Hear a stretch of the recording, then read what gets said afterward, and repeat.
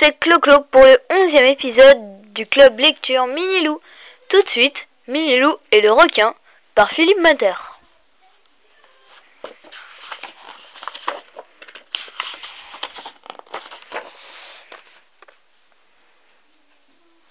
Chouette, les grandes vacances sont enfin arrivées.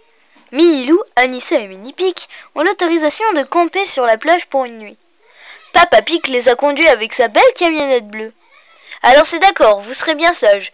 Vous ne ferez pas de bêtises et je reviendrai vous chercher demain, a dit Papa Pic avant de les quitter.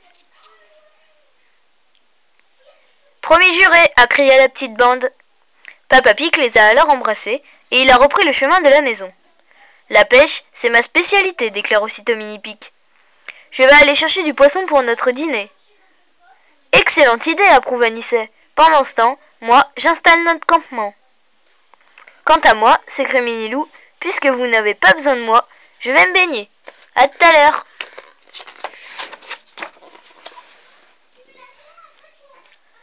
Minilou est devenu très bon nageur.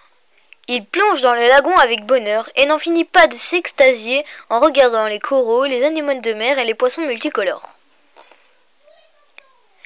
Quand Jojo le mérou et Mokia la murène le saluent, il aimerait bien leur parler, mais sous l'eau, c'est plutôt difficile.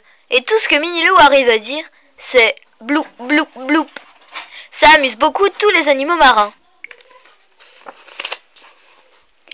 Minilou est tellement captivé par le monde magnifique dans lequel il nage qu'il oublie de regarder où il va, et soudain, il sent quelque chose s'enrouler autour de sa patte. C'est Agathe, la pieuvre aux nombreux tentacules gluants, qui déteste être dérangée pendant sa sieste. Bloup, bloup, bloup, crie Minilou qui a eu drôlement peur. Ce qui veut dire, veux-tu bien me lâcher, grosse vilaine?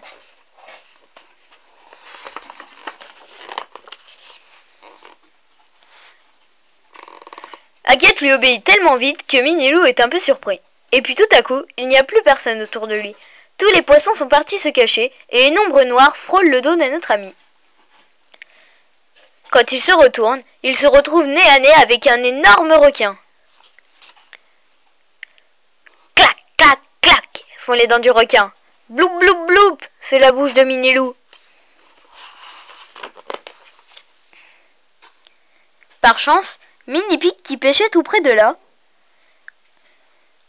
voit l'aileron du requin et a tout de suite compris que Minilou était en danger.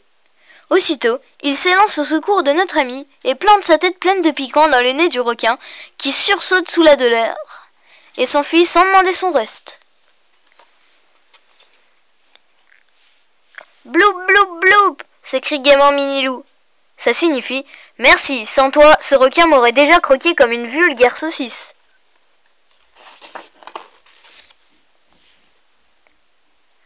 En continuant sa promenade sous-marine, Minilou rencontre un dauphin qui lui propose de lui faire découvrir un mystérieux trésor. Ravi, notre petit ami grimpe sur le dos de l'animal et s'exclame « Le dauphin stop, c'est épatant !» Ensemble, ils font la course avec une bande de joyeux poissons volants. Mick, le dauphin, emmène au milieu d'une grande fosse sous-marine. Là repose l'épave d'un très vieux bateau. Mick pointe son nez au-dessus d'un coffre à moitié enfoui sous le sable. Le trésor, pense Minilou, tout excité, qui se voit déjà couvert d'or et de pierres précieuses.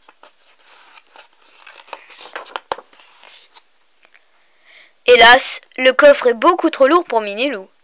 Impossible de le bouger. Heureusement, Lison, la tortue de mer qui passait par là, offre de l'aider. Minilou grimpe sur son dos avec le coffre et Lison la conduit sur la plage la plus proche. Merci, merci beaucoup, dit Minilou, pas mécontent de retrouver le grand air et l'usage de la parole.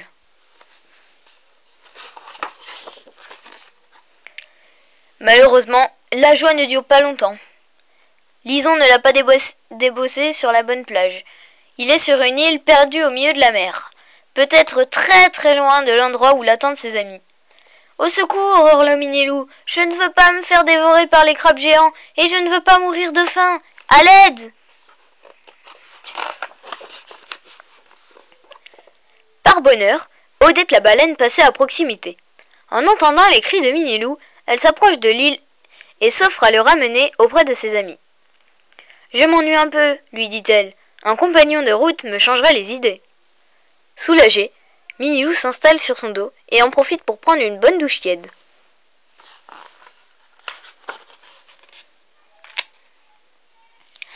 Arrivé au campement, Minilou n'a qu'une hâte, découvrir le coffre. Mais au lieu de l'or et des pierres précieuses, tant espérées, il ne découvre qu'un gros crabe farceur qui lui serre la patte avec vigueur. « Merci pour la liberté !» lui dit le tourteau avant de courir se mettre à l'eau. Anissa est mort de rire, et son rire redouble quand il aperçoit Mini-Pig qui revient bredouille de sa pêche. « Cette mer est vraiment bizarre, dit-il. Il n'y a plus aucun poisson. »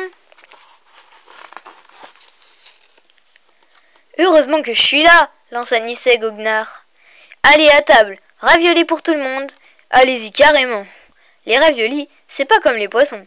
Pas besoin de faire attention aux arêtes. » Enfin, bon moi j'espère que ça vous a plu et à bientôt pour un prochain épisode. Bye.